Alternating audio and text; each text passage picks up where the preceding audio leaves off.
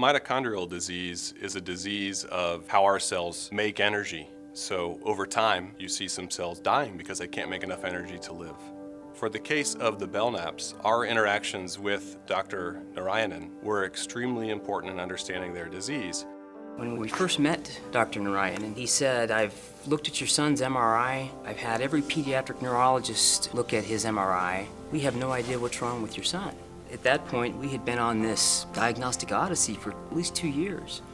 We're like this boat in the middle of this uncharted waters, and we really didn't know where we were or where to go.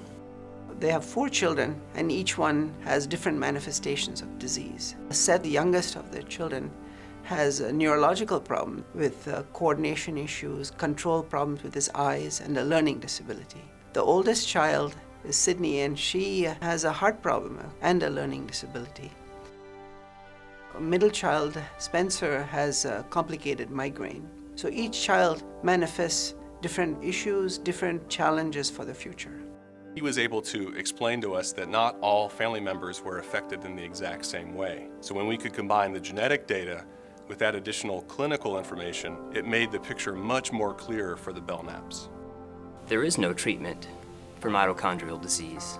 Having the genetic basis known gives us hope that our kids might have somewhat of a normal life.